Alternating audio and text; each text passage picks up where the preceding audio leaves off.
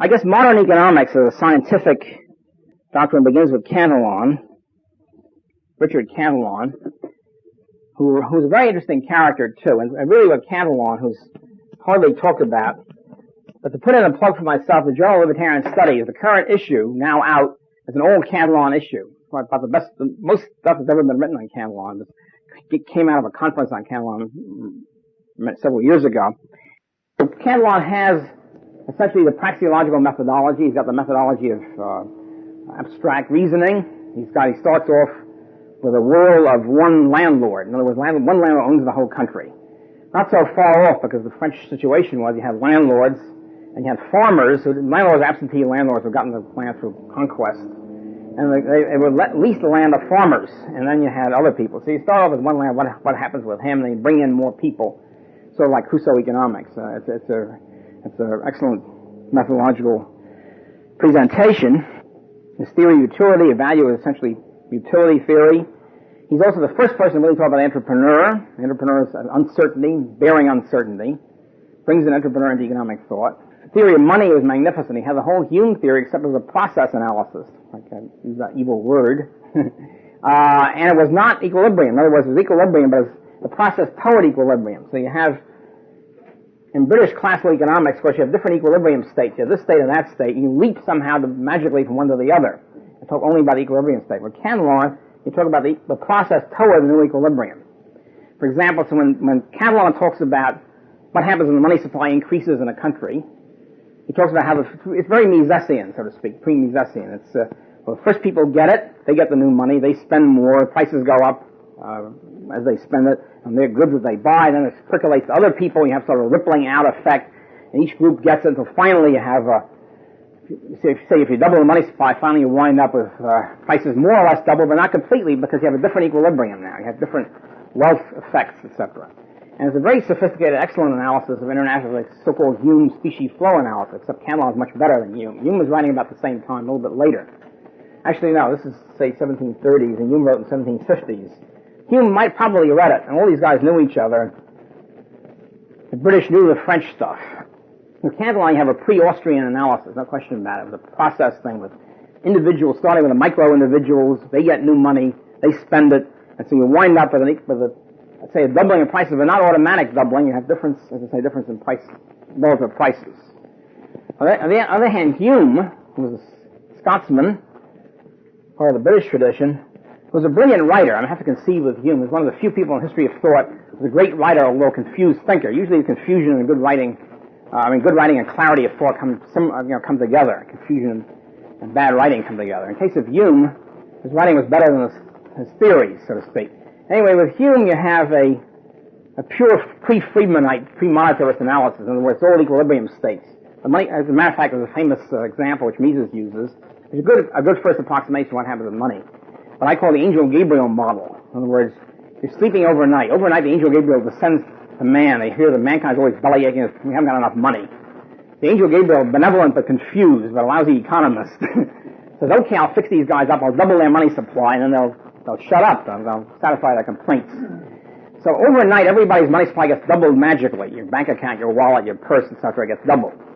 And Hume talks about it. He doesn't use the word Angel Gabriel model. That's basically what it is.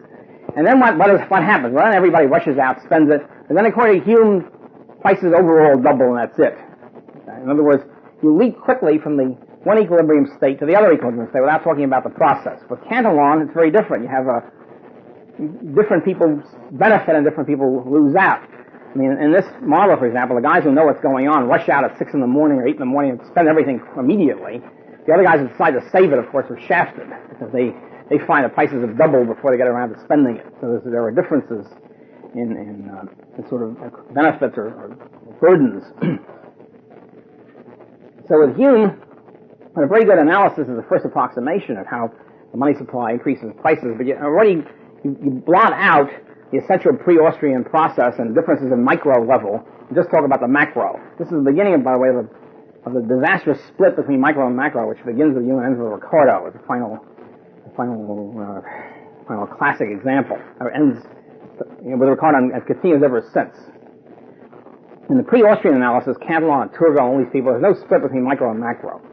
Everything is an individual process which has different social results. It's only with, let's say, the British that you have this micro, you have things going on in the micro world with supply and demand, and suddenly in the macro world you have quantity and velocity and all that. It's totally different. So there's no relationship between the two of them. And Cantillon, I should say something about Cantillon the man, Richard Cantillon. He's a fascinating figure. One of the reasons why he's so good about money is he was a great monetary practitioner. He was an Irish Catholic banker who moved to the Jacobite court in France where the Stuart Pretender was located. And he became the banker. His cousins were all, it was very confusing because his cousins were all named Richard and his uncles were named Richard. There were about 8 Richard Cantillons, and it was easy to get confused. One great Cantillon expert, Antoine Murphy, University of Dublin, was the great big expert on the Cantillon family. He worked the whole thing out, genealogical map. At any rate, Cantillon gets there, he becomes the banker to Stuart Pretender, and becomes a big shot banker in general. And John Law, who starts off in this period, is the famous funny money inflation, the first big paper money inflation in history. See, there was no paper money before. The first government paper money ever was 1690 in Massachusetts. Before that, gold was money. The only way the government could do anything was clip the coins, debase the coin. When paper money comes in, it's a big, great new invention for the government. It means you could just print money ad lib. Essentially, John Law, the Scottish adventurer, gets a hold of the royal government in Paris and convinces them he should be the central banker and print money. And through unlimited inflation, you can wipe out the public debt, you can bring prosperity and all the rest of it. So, Cantillon, the legend is that Law goes to Cantillon and says, look, you're the only person here who can challenge me. So either join, well, he says, no, I'll give you 24 hours to get out, or else we'll throw you in the Bastille. Cantillon says, no, it's better for us to join forces. I'll become a lawyer. So he and Law and some other guy named Beau Gage become a 3-man triad running this whole system. Except that Cantillon knew the whole system was going to collapse. And what Cantillon did was he loaned a lot of money to these guys at very high interest rates, cashed it in, sold the collateral, and then skipped the country just before the great collapse of the Mississippi bubble. And came back to clean up multi-millions to the great distress and resentment of his fellow law types.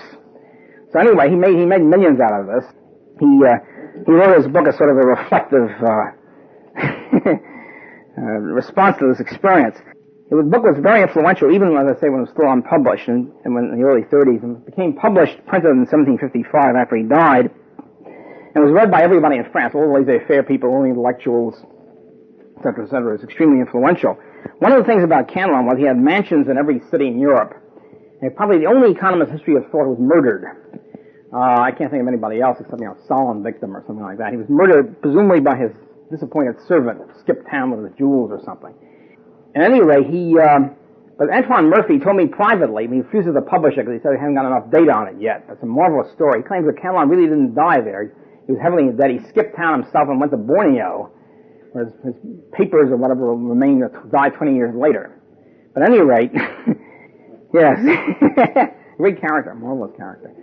Now the thing is about Cantillon, he wasn't an exact pure free trader, but he was really, it matters of that. What he said, well, if we bring treasure into the kingdom, it will increase, when we spend the money, it will increase prices. So he advised the king not to spend the money. It's really great advice. In other words, all right, we get money coming in, don't spend it, sit on it. So that means we won't have inflation, we won't have this problem of deficits, balance of trade deficits, etc. Okay, after Cantillon, we had the physiocrats in the mid-18th century, who were laissez-faire people, who were quite nutty in many ways and had various deviations. The interesting thing about physiocrats, they were the first probably real sect or school of thought. We know the date at which the school of thought was founded. It was a date, one moment in July 1757, when Dr. Quesnay, the founder, the guru of this thing, met Mirabeau, Count Mirabeau, who was in those days was a Catalonian. The Catalan disciple immediately shifted to Quesnay. And it became a 2-man school of thought. I mean, you have to have a school of thought, you have at least 2 people. And this was it. Now the thing is, they're both very highly placed. Quesnay was a physician, distinguished physician. He became the physician to the court, first to the king's top mistress.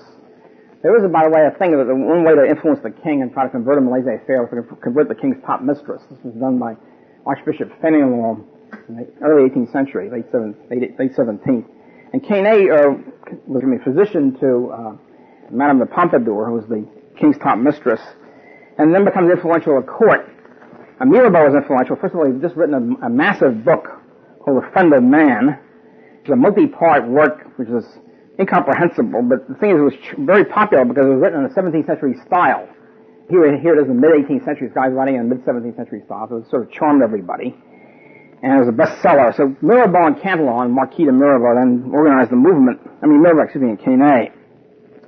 They set up their own school of thought, their own journals, their own doctrine. They reviewed each other's books favorably, and so forth and so on. Also, they became sort of a cult of personality. All these guys thought that Quesnay was the top guy of all time.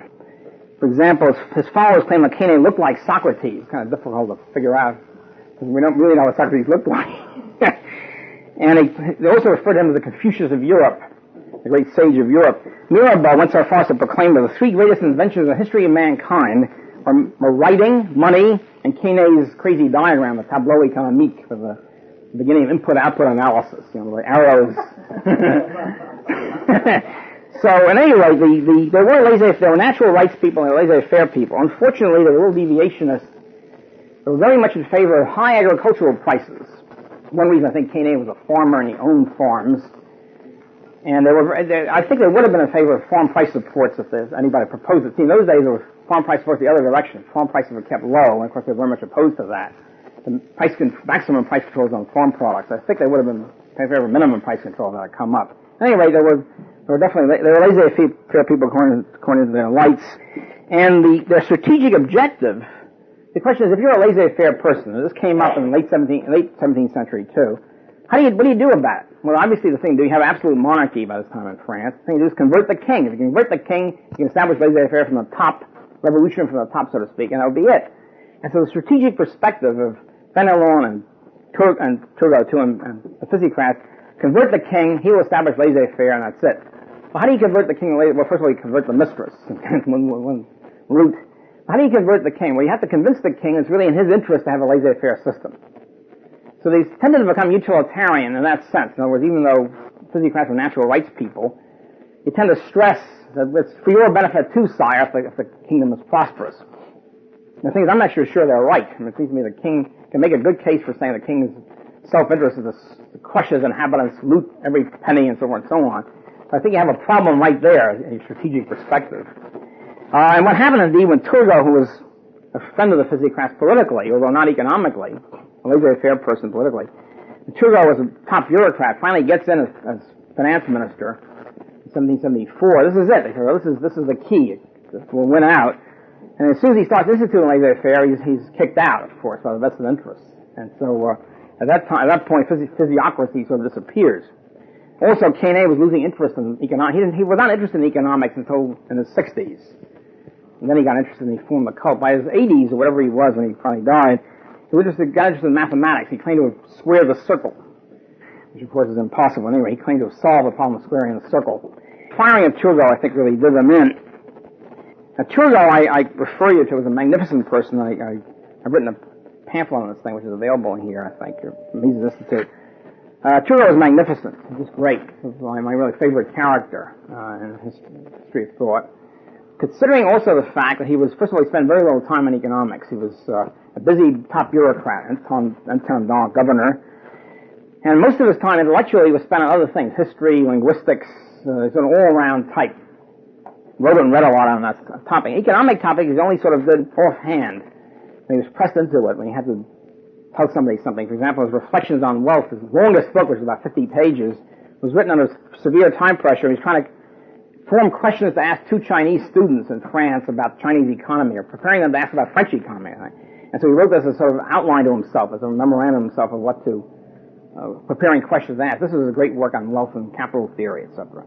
So he wrote all of this stuff under severe time pressure, sort of dashed it off, and it's absolutely magnificent. He has the whole Austrian stuff in there. Not only laissez-faire, complete laissez-faire, without any of Smith's evasions, qualifications, etc., but also he's got Austrian time preference theory, he's got Austrian bohm-bawerkian capital theory, he's got money and process analysis, he's got the whole business, and done with brilliance, just sort of in passing almost, a few clauses. And I would strongly recommend any of you, all of Turgot's economic writings have been translated into English by P.T. Groenewegen, who's a Dutch Turgotian expert in New Zealand, I think. And it's called The Economics of A.R.J. Turgot.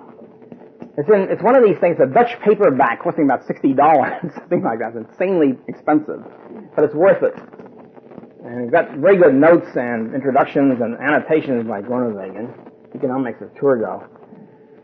And yeah, it's just remarkable. Schumpeter is very good on Turgot. Turgot, for example, is really the originator of Say's law, Smithian capital, the whole thing about, the supply constitutes the man, et cetera, et cetera. All these things are in Turgot. It's fantastic. It's difficult to overestimate his importance and his brilliance in this area. He's also got the entrepreneur in there. As a matter of fact, in a sense, he's a little bit better than Cantillon because he stresses the capitalist entrepreneur as being particularly important. He's got the whole so-called Smithian capital theory and investment and all that, savings and investment theory. He says, well, the important thing is the capitalist entrepreneur. In other words, the person who commits resources and capital to an uncertain world to entrepreneurship.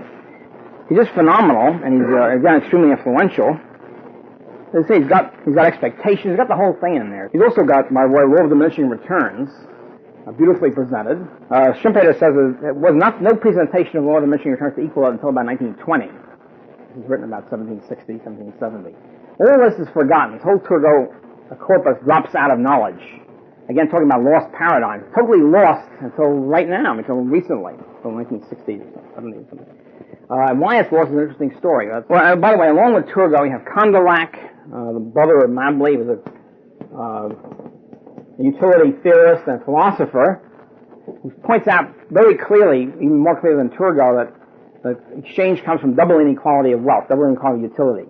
In other words, the reverse inequality of exchange that I mentioned. Sets that down with absolute clarity. There's others like Galiani, who's wrote a great book on money and the age of 23 in 1751. The Abbé Galiani is another great character who's Neapolitan but loved France and spent most of his time in France as a diplomat. His book on money is super. It has not been, only parts of it have been translated, unfortunately, yet. By the way, Galiani was an interesting character. Erratic, witty, and erudite, and was 4.5 feet tall. Became a social lion of the Paris salons. As soon as he got to Paris, he began to sell out. In other words, as soon as he began to get witty and become a social lion, begins to become anti-laissez-faire and gives up his utility theory and becomes in favor of protection, effective tariff. Anyway, his great work was written before his Parisian experience. Also, I should say the founding of mathematical economics comes in about 1720. First misfortune on the road to mathematical economics by Bernoulli. I think it's Daniel Bernoulli, a whole bunch of Bernoullis, all of whom were French mathematicians, probability theorists, inventors of the calculus, things like that. Bernoulli arrived at the mathematical theory of the diminishing utility of money purely out of left field. In other words, he wasn't interested in economics at all, either before or since. He just arrived at this as part of his probability calculations, and he's got a whole series of fallacies, of course, wrapped up in this. The diminishing marginal utility of money had already been arrived at by a couple of the Spanish scholastics in the 16th century. What he does, of course, he immediately says, well, as this du dx with the supply of money as a x and utility as u.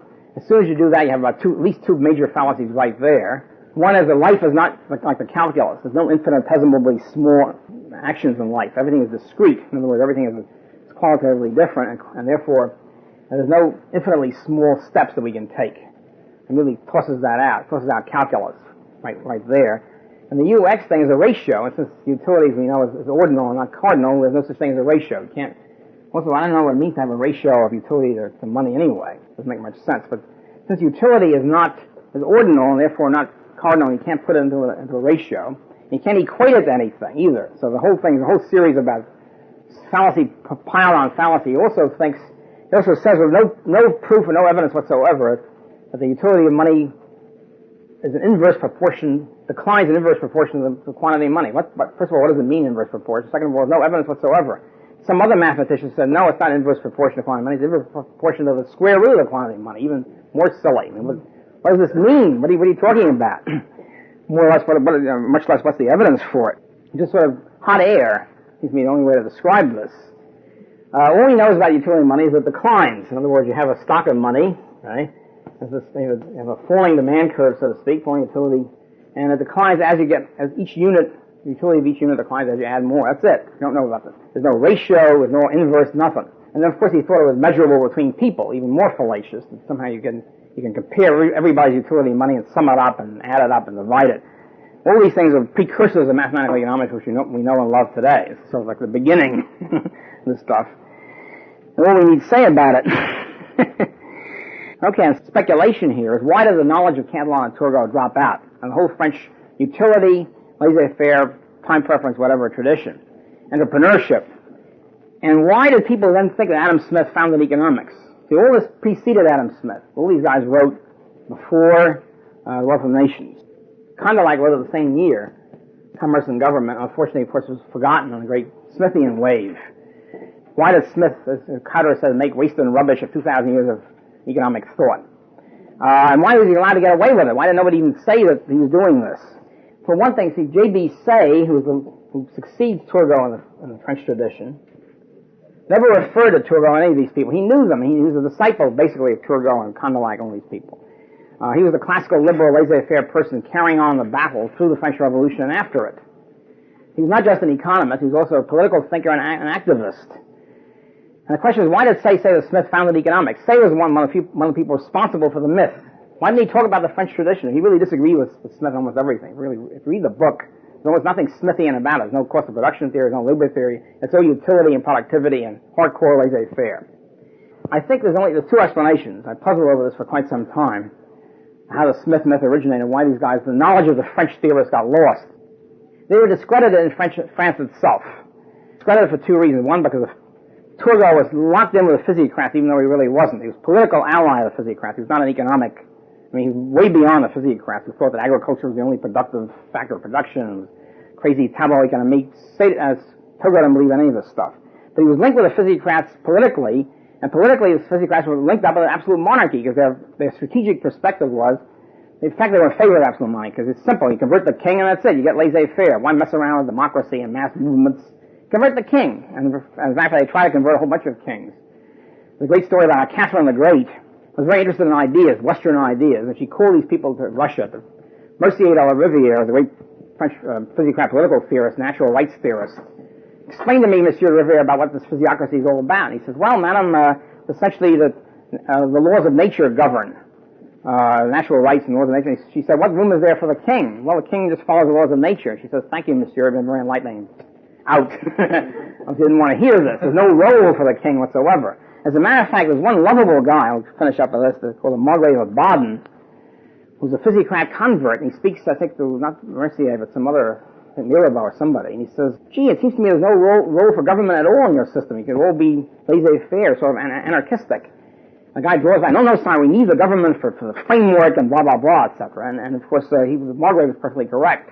The implications of laissez-faire natural rights, you don't need the government at all. But at any rate, they were in favor of absolute monarchy, the physiocrats. And so after absolute monarchy disappeared, after the French Revolution, they were politically discredited. Nobody wanted to listen to any guy who was in favor of absolute monarchy.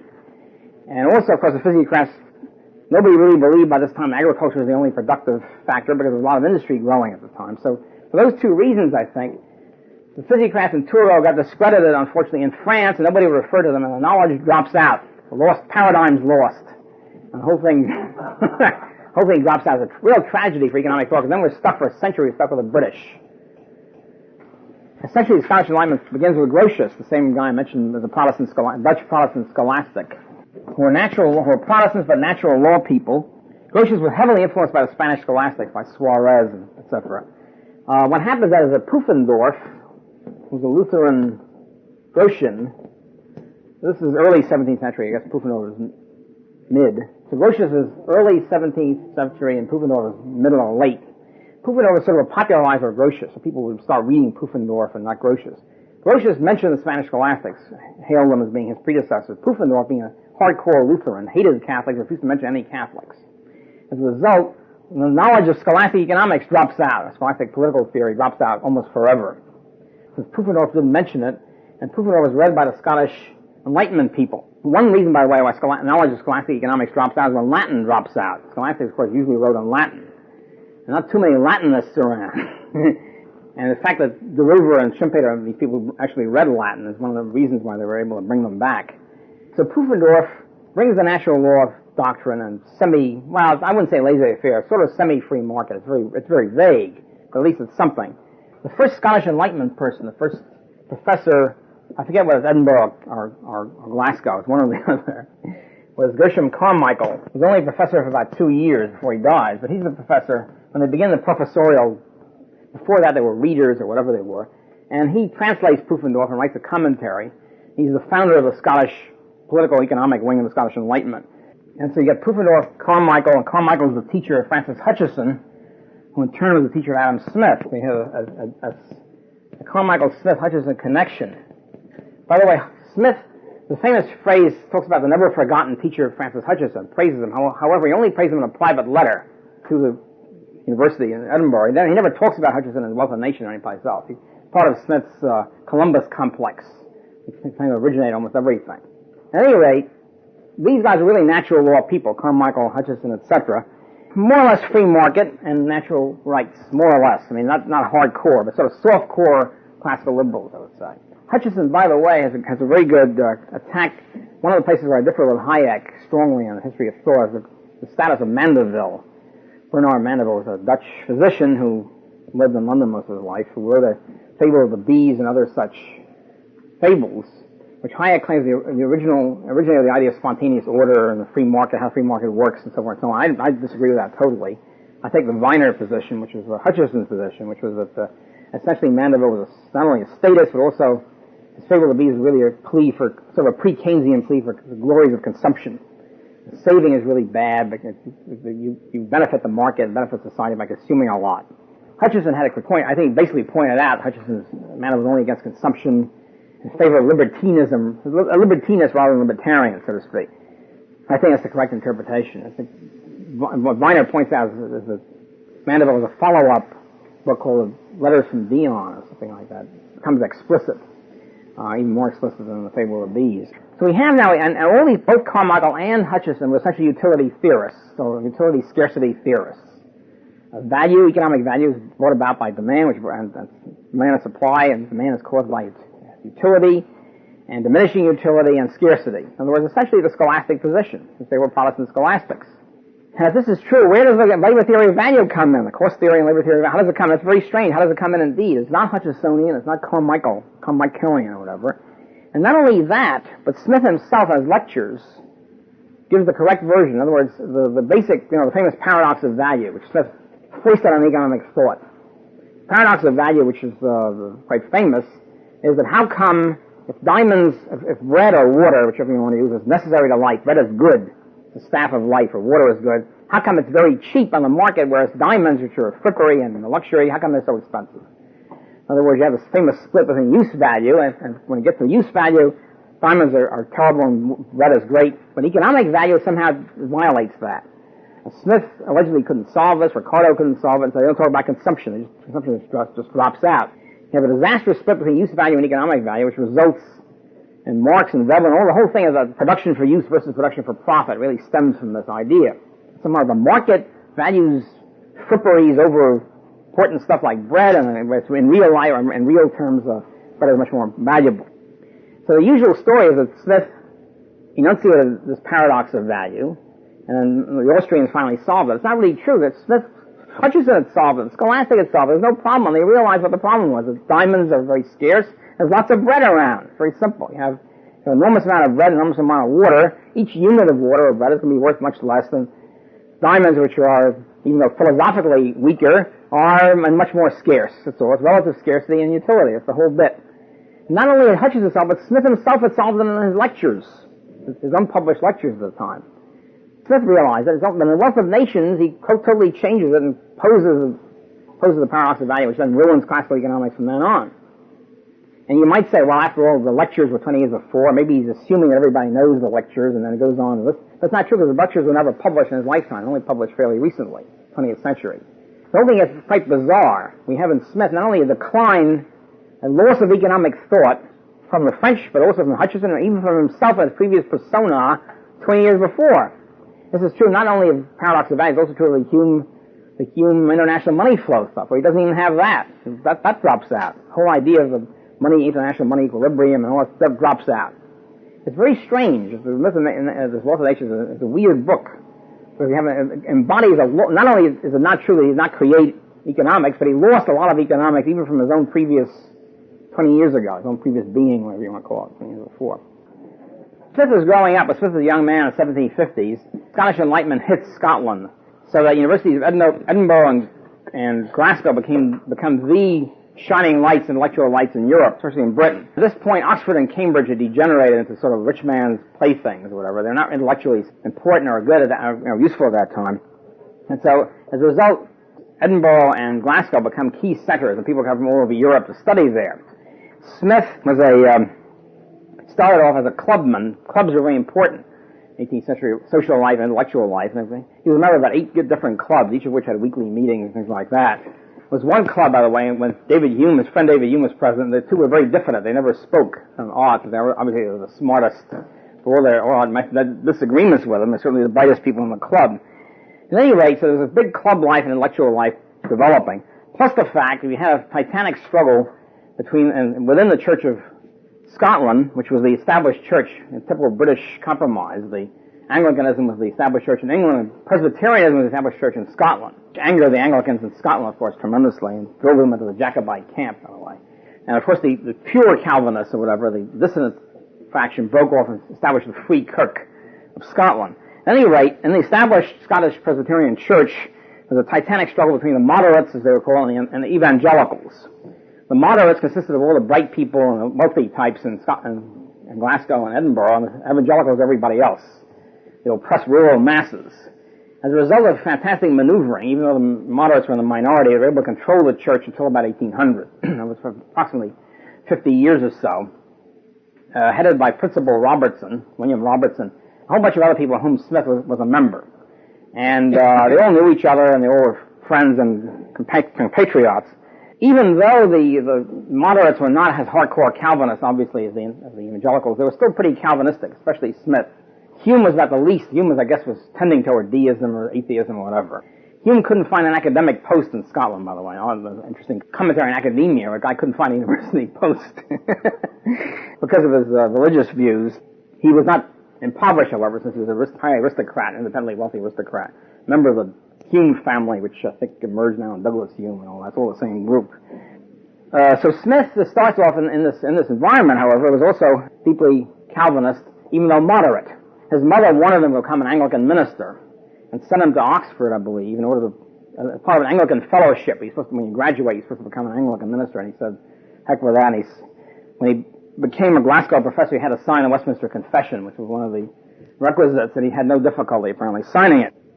I think this accounts, well, not only for his adoption of labor theory of value late in the game, and discarding the utility theory, also for other things. One of his deviations from laissez-faire, one of his many deviations, I'll get into in a minute, was he's in favor of usury laws. In other words, he's in favor of maximum interest rate laws, restricting the supply of credit.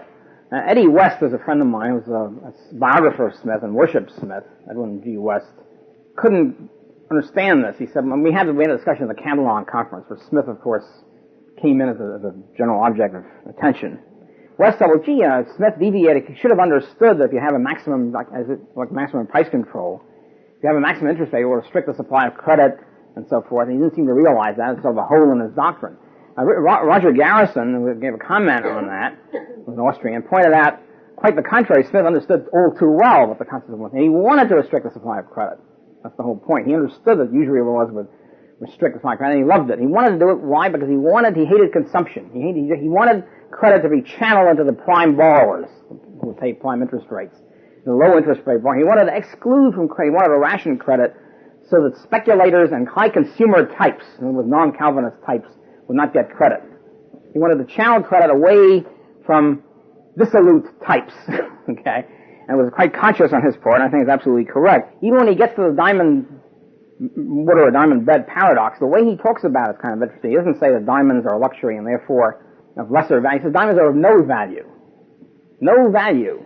And he's a constant thing with Smith, is an attack on consumption and an attack on immaterial consumption. And one of the reasons I think why he adopts the idea that some labor is productive, labor which embodies material objects, and other labor which is unproductive, in other words, services.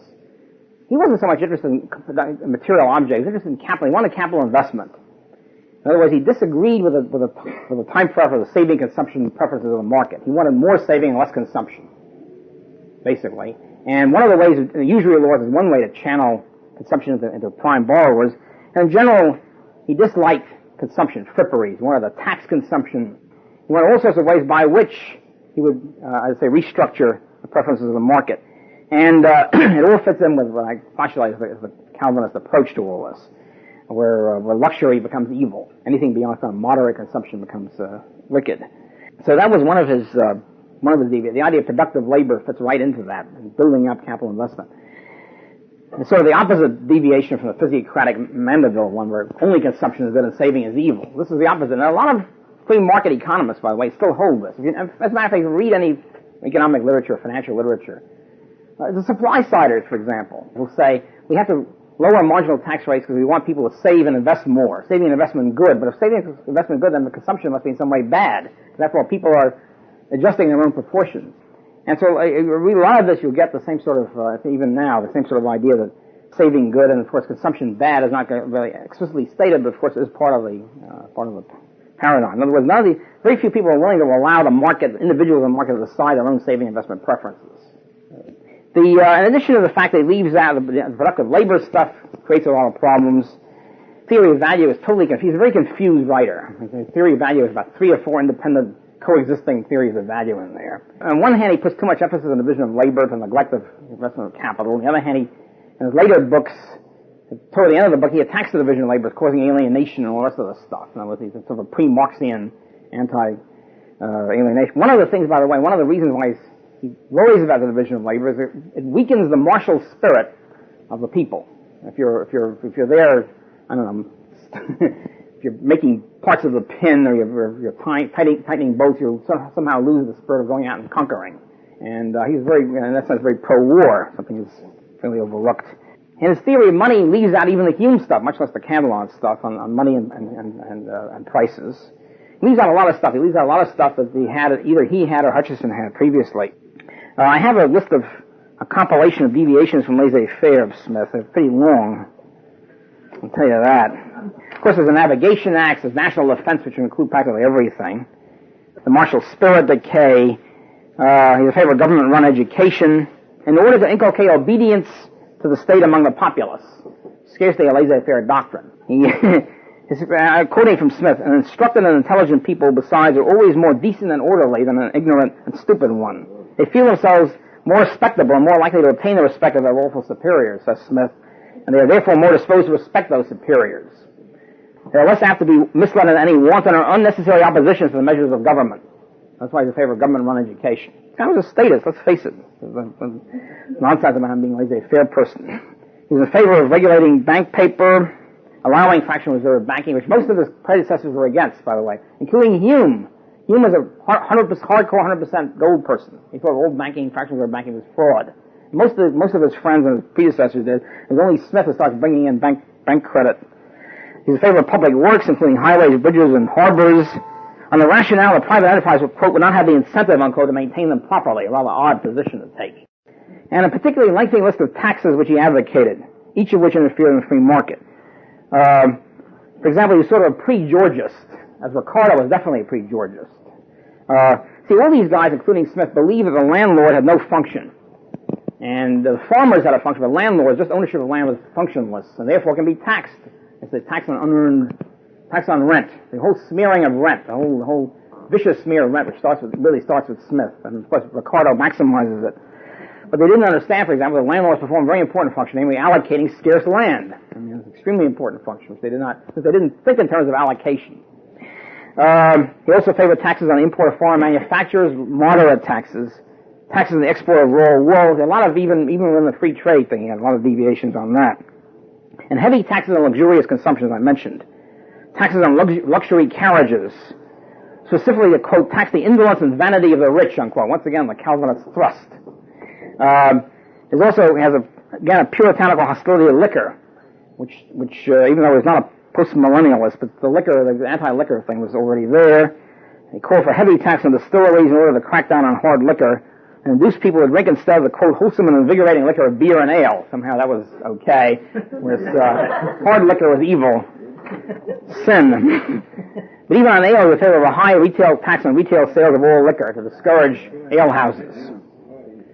And of course, he's also in favor of the soak the rich policy, progressive income taxation. Let it never be forgotten with Smith. Who would wear a Smith tie after this, right? Also, I say usury laws I already gotten into, even though Turgot and Cantillon already blasted usury laws off the face of the map. Even Bentham was against usury laws. Even Bentham was one of my least favorite people also. Now, the interesting thing about Smith, one of the most interesting, sort of charming things, is an article by Gary Anderson, I think Tollison was involved in this thing, right? A marvelous article called Adam Smith and the Custom House. See, one of the interesting things about Smith, he was this great free trade, laissez-faire person. How come he spent the last 12 years of his life as a customs official, not just a customs official, but a member of the customs commissioners, running the whole customs system, extracting tariffs and all that, cracking down on smugglers. So how do you square this? Now, the usual whitewash of Smith is, well, he just uses it as a sinecure. It's called a no-show job. Like in the Bronx, we have pothole inspectors. For $8,000 a year, if you find a pothole, you report it, you call in. Because there's a pothole every 5 yards. It's very easy to do this. So, but it turns out, however, it was not a no-show job. He worked hard at it. He was there 3 days a week, and it was full-time, and he loved it. Not only that, he had no qualms about it. He loved it. He was writing letters to people saying, boy, oh boy, we got another smuggler today, and we were cracking down on these people. It's sort of like Reagan claiming he's against income taxes and maximizing IRS funds and power, right? And you ask yourself, well, which is he really in favor of? Well, you look at his actions. Speak louder than the words here. Some people claim, well, it's too bad that Smith didn't do any more academic work and the intellectual work of the wealth of the nation. But he said, no, he loved this. He could have gotten a top academic post with almost as much money. He liked this stuff. It was great. Somebody went to Scotland, I don't know if Anderson or something, found the minutes of the customs house and actually found out what he was saying and what he was doing, cracking down. Just one quote from Smith. He writes to a fellow customs official in December 1785, and he says, "It may perhaps give the gentleman pleasure," I mean the guy he's writing to be informed that the net revenue arising from the customs in Scotland is at least 4 times greater than it was 7 or 8 years ago, when he took over. It has been increasing rapidly these 4 or 5 years past, and the revenue of this year is overleaped by at least 1/2 the revenue of the latest former year. I find myself as likely to increase still further. Well, God bless him. Hardly, however, a champion of laissez-faire and free trade.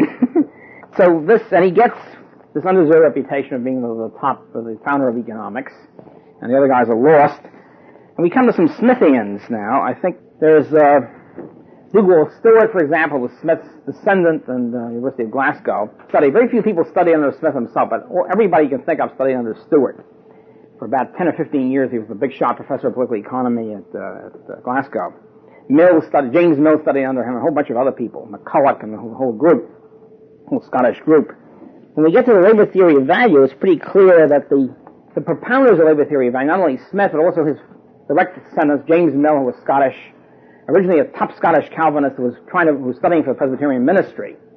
And as somebody said, when James Mill went to London, he lost his Calvinist faith. He became an atheist, but he continued the same zeal for world salvation and crushing the enemy or whatever that he had before. His cadre doctrines continued apace. As a matter of fact, there's a great quote about James Mill is that when he was a hardcore Calvinist, he hated Hume for his skepticism.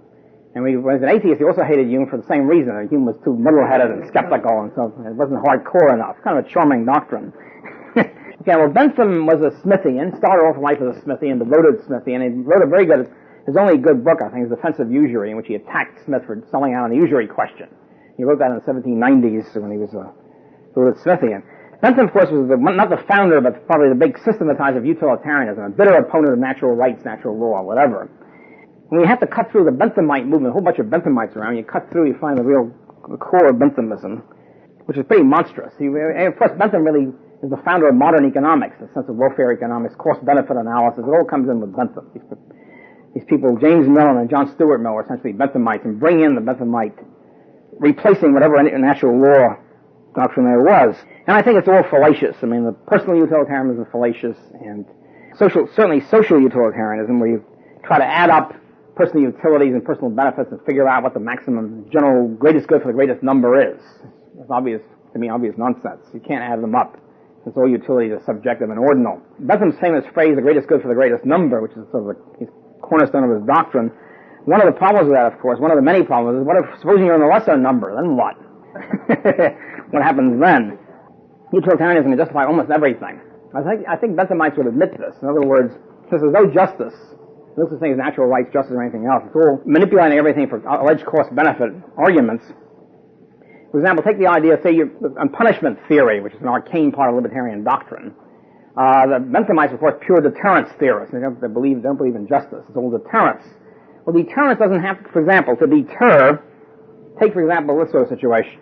Most people don't want to commit murder for whatever reason. They don't like it. They're against it. They're reluctant to commit murder. On the other hand, a lot of people are willing to steal an apple from a push cart or from a fruit store. Therefore, according to pure deterrence theory, punishment for murder should be very light, and punishment for apple stealing should be capital punishment, preferably in public, to make an example of the stealer. And most of us think there's something wrong with this. It's what the philosophers call counterintuitive. Or it was nutso. Most of us have a view of justice, even if we don't have an articulated theory of it. Bentham throws that all out. Benthamites also are in favor, for example, of punishing the innocent. Execute the innocent, provided the public doesn't know they're innocent. If the public thinks they're guilty, it's good enough, right? Why not? And no moral principles and whatever. What I want to talk about with Bentham is the panopticon, which is the key to his thought, which Benthamites don't like to talk about. This is Bentham's great project. He was a great projector. He wrote millions of words, much of which, fortunately, have not been published yet. He had a fleet of secretaries, very wealthy, aristocrat, and so we had to employ secretaries to take them down, copy them. There was no, of course, Xerox machine or typewriter at that epoch. He was sort of living a reductio absurdum of his own, his panopticon was living reductio absurdum of his own thought. He used to be a Tory. He was a Tory aristocrat. He converted to democracy, actually converted by James Mill, because the Tories wouldn't adopt his doctrine, his panopticon. He figured nothing could be worse than that. Maybe democracy will adopt my panopticon. Panopticon was a theory which Benthamite apologists claim only applied to prisons. It did not apply only to prisons. There's an excellent, very amusing article. There's a lot of good stuff. Douglas Long has a book called Bentham and Liberty, a very good scholarly work. Gertrude Himmelfarb, usually not one of my favorite people, being a neoconservative, has an excellent critique of Bentham called The Haunted House of Jeremy Bentham in her book on Victorian minds. Panopticon was a scheme not just for the prisoner, for almost everybody, for the poor, for children, for vagrants. I mean, everybody would be rounded up. It's been estimated by Bentham himself that from a third to two-thirds of the population would be incarcerated in panopticons, which were essentially compulsory concentration camps. It was nice with scientifics. There's no such thing as justice or privacy. It's all, of course, benefit, right? You maximize surveillance. And so you have one guy sitting in the center of a circle, and all the prisoners and kids and whatever you want, paupers, are all lined up so you can see into them. And of course, this was before the age of television and all that. Brilliant prophecy of the Orwellian future. Even though you couldn't see everybody every time, nobody would know when you're seeing them, so everybody would feel he's under surveillance. Bentham felt as a utilitarian. It's very important for everybody to feel at all times he's under surveillance by Big Brother, okay, by the panopticon leadership. And so this would keep them, not only keep them on the straight and narrow, keep them working to the maximum. We want to get maximum production out of them. Let's see, 12 and a half hours a day at forced labor and so forth and so on. And he had everything beautifully worked out. The idea, of course, to have maximum production by these slave labor, which is essentially what it was. Panopticon, by the way, is Greek for all seeing. That's the controller who sees everything. So like the old Big Brother. Also, inspection house was another way to put it. This is a big reform. Himmelfarb puts it very neatly. He said Bentham by this time was an atheist. She says Bentham did not believe in God, but he did believe in the qualities apotheosized in God. The panopticon was a realization of the divine ideal, spying out the ways of the transgressor, or potential transgressor, by means of an ingenious architectural scheme, turning night into day with artificial light and reflectors, holding men captive by an intricate system of inspection. The panopticon becomes omniscient and omnipotent, omnipresence of the inspector. This, of course, makes things most efficient for the goals of the inspectors. At one point, Bentham says there might be some drawing back to adopt my scheme, because it might be said that these people become robots instead of people. He might be, he says, productive of an imbecility. So the formerly free man would no longer, in a deep sense, be fully human. And he asks himself whether the result of his high-law contrivance might not be constructing a set of machines out of the similitude of men. And to this critical question, he gives a utilitarian reply, brutal, brusque, and utilitarian. Namely, who cares? Who cares if they're just machines? The only real question is, would happiness be most likely to be increased or diminished by this discipline? Of course, he being a scientist of happiness could answer the question very neatly. Namely, as he said, they'll be happy almost by definition. Call them soldiers, call them monks, call them machines, he says. So they were but happy ones, I should not care. As Isabel Patterson would call it, the humanitarian with the guillotine or the slave pen. So economy and productivity were what he was trying to maximize. As he put it, industry is a blessing. 7.5 hours a day was enough for sleep, an hour and a half total for meals, the rest of the time they were working. A forced labor regime.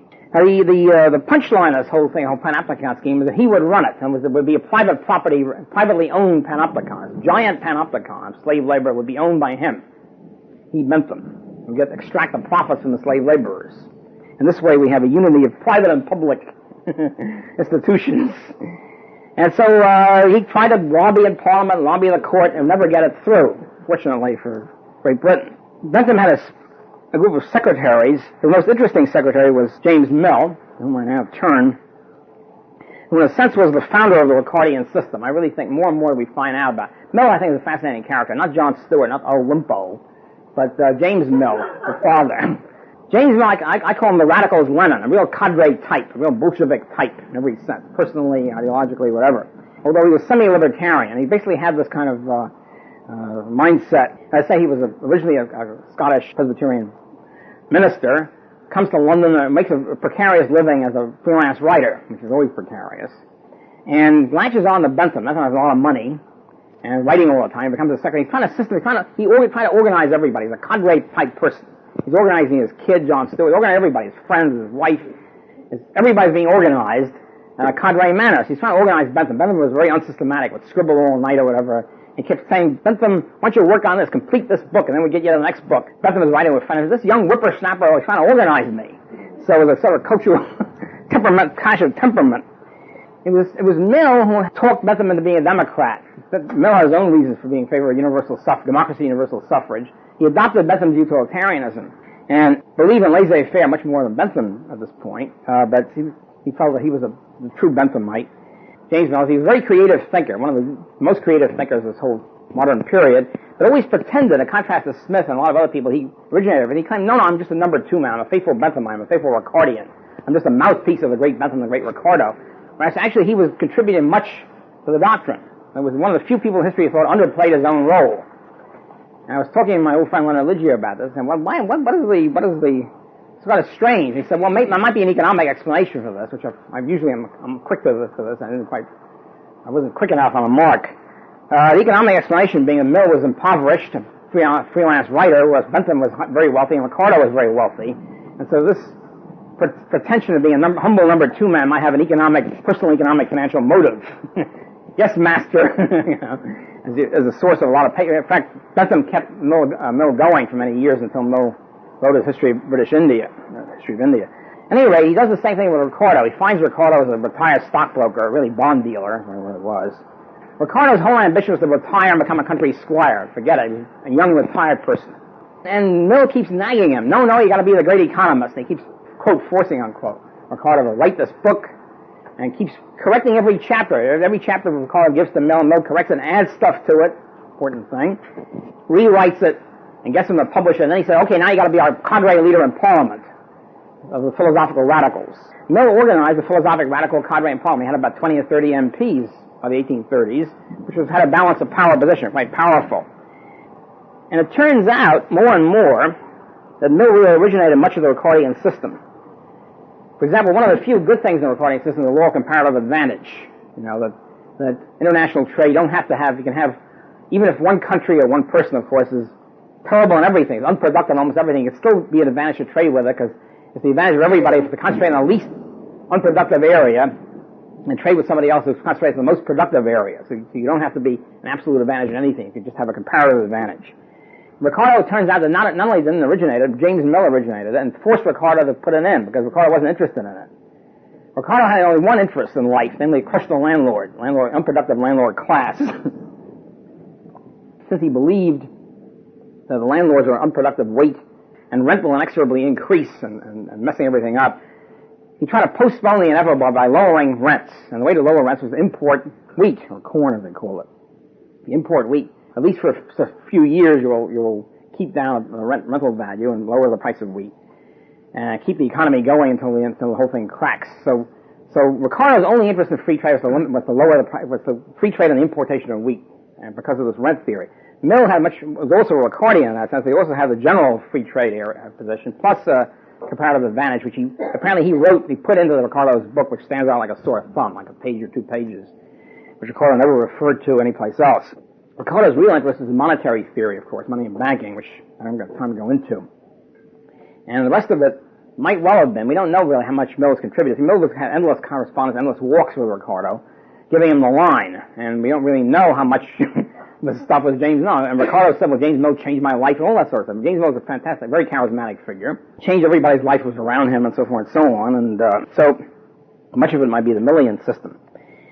An interesting thing about Mill, which is the fact he was the inventor, one of the inventors of libertarian class analysis, class conflict theory, before the Saint-Simonians.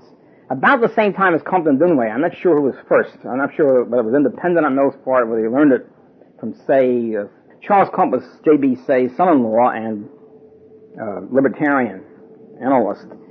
They were much more sophisticated and they had a historical approach which Mill didn't have, so I presume he probably got it from them. Basically, libertarian class conflict analysis says, in contrast to Marx, which where capitalists and workers are in an inexorable class conflict, the only class conflict comes from the state. In other words, the state exists and does something. There's a ruling class and a ruled class right away. Taxation, there's tax consumers and taxpayers. The people get benefits from the state, the people lose by the state. That creates class conflict. Everything else, on the free market, is harmony. Class conflict comes about through the state.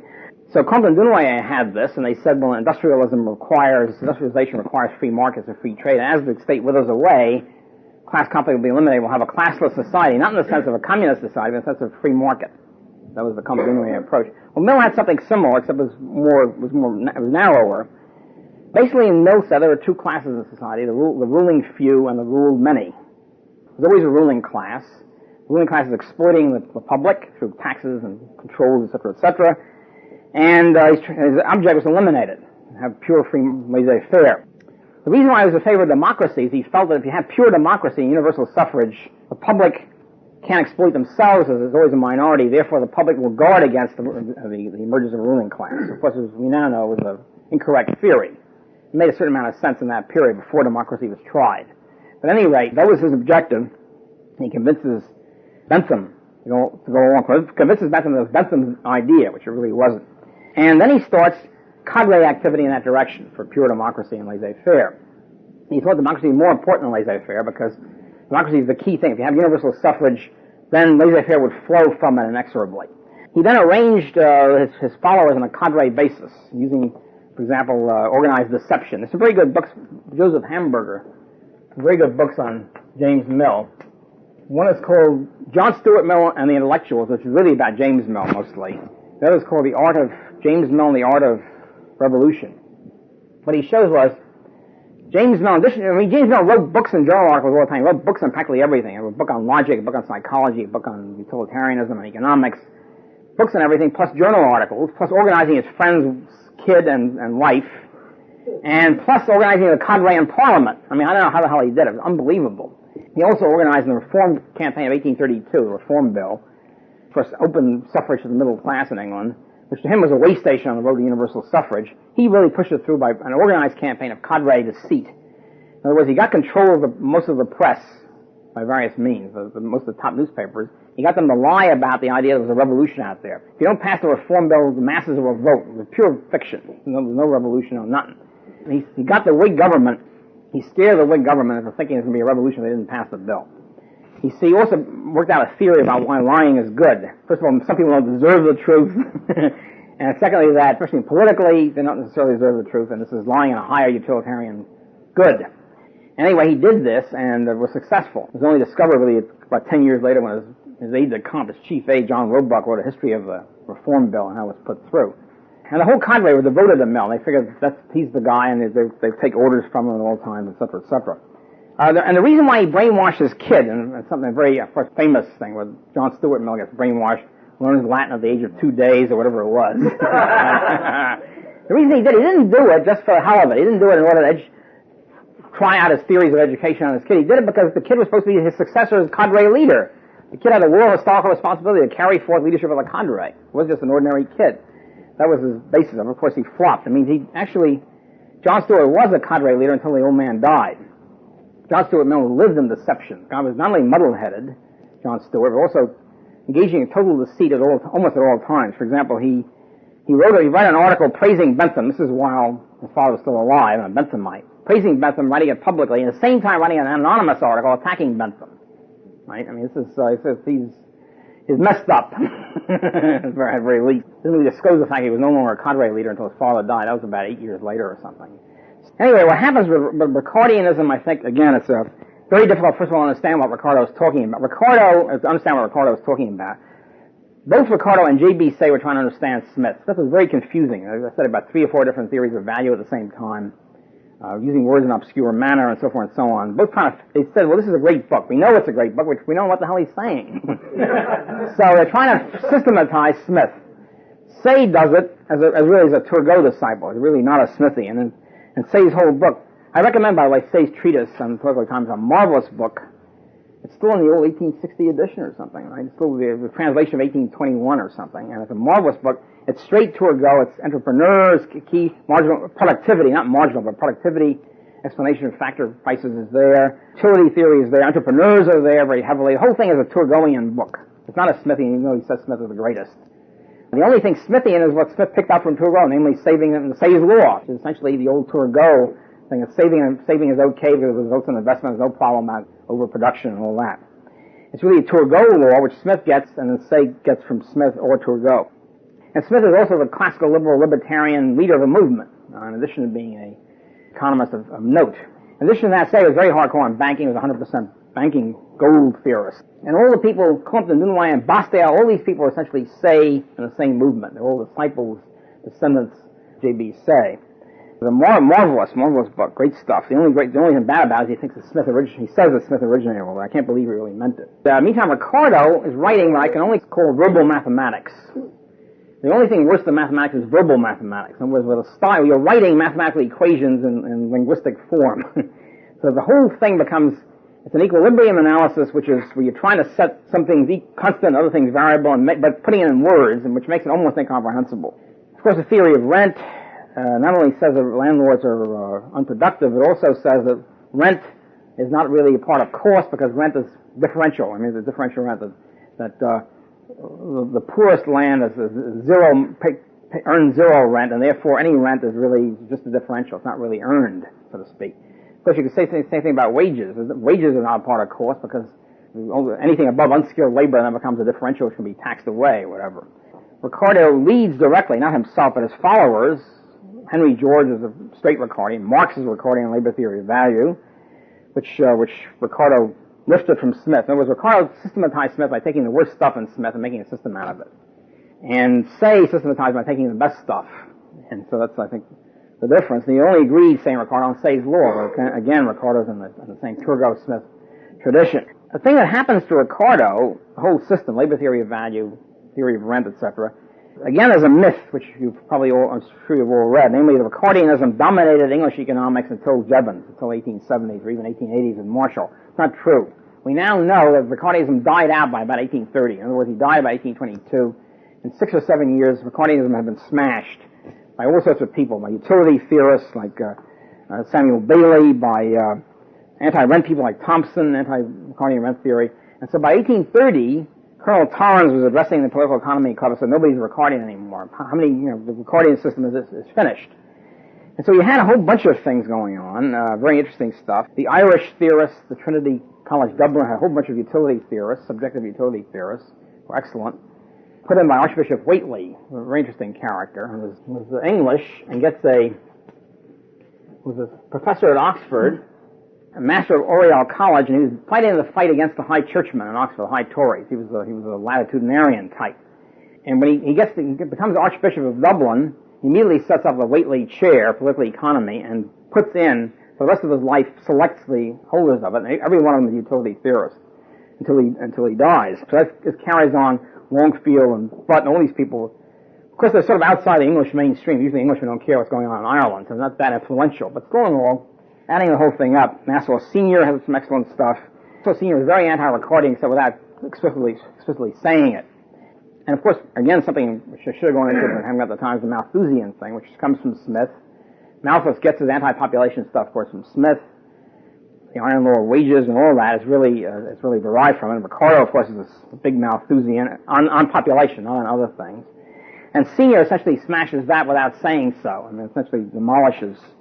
I mean, it's strange about Malthus, by the way. Here's the guy growing up after 50 years of the Industrial Revolution, fantastic explosion of standard of living.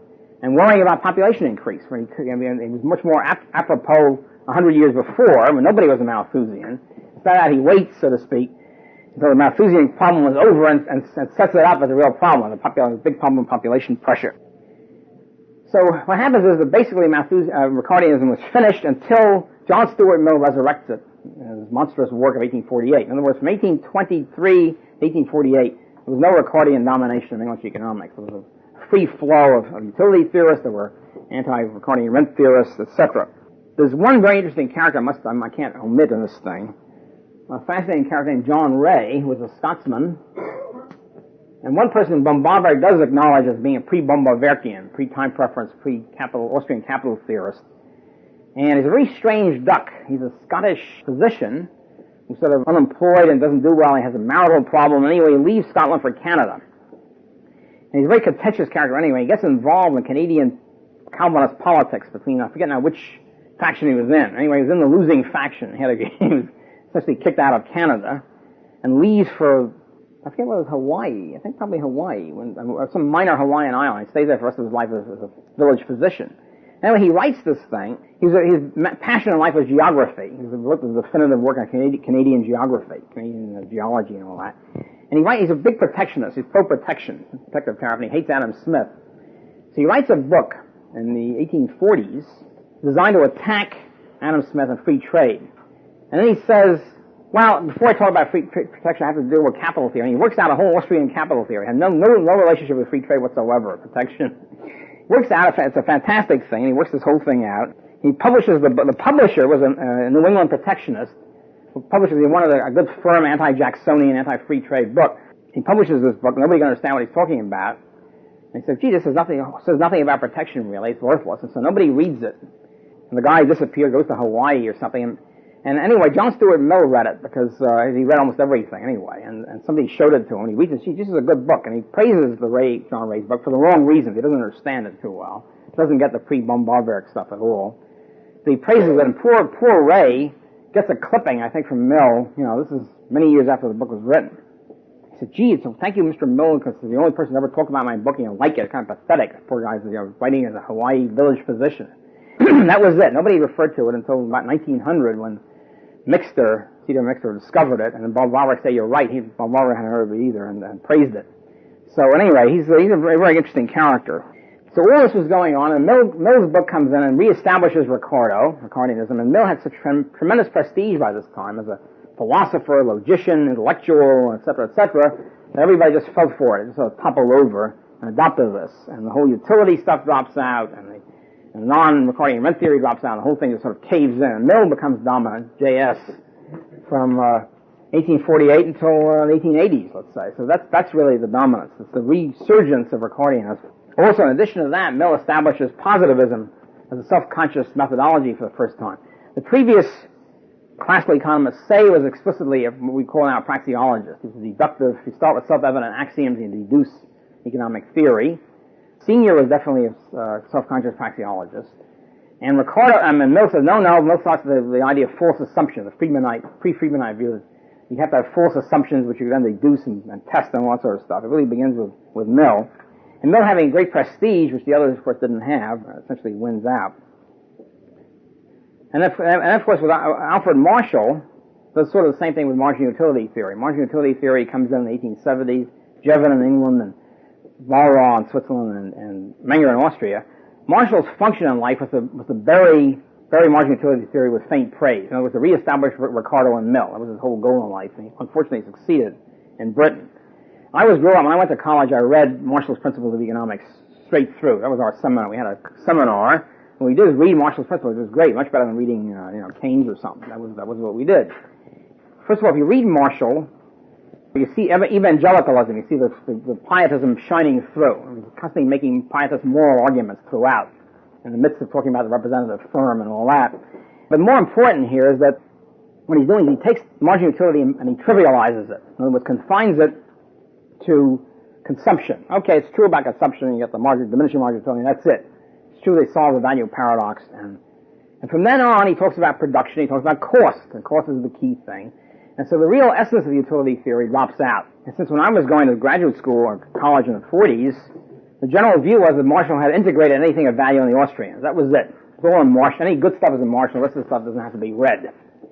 The view here is that, as Marshall's famous phrase, value is determined by scissors of supply and demand. You have the demand scissors, point to make, you have the rising supply curve, which is the cost, determined by cost, allegedly, and these two scissors determine market price. However, and this really starts with Smith, by the way, of course Ricardo emphasized it, the key thing is not market price. Who cares about market price? Key thing is long-run normal pricing, in other words, equilibrium prices, which you never get at anyway. That's much more important. And long-run normal, Marshall claimed that the supply blade, or the cost blade, is triumphant. Demand sort of drops out, and the really important part of the scissors, the important blade, is cost. Objective cost determined by labor utility and whatever. So what he does is he brings back a sophisticated version of Ricardianism.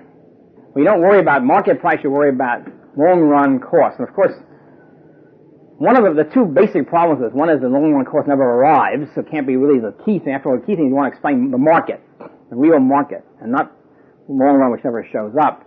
And secondly is that what do you do about goods that have no cost?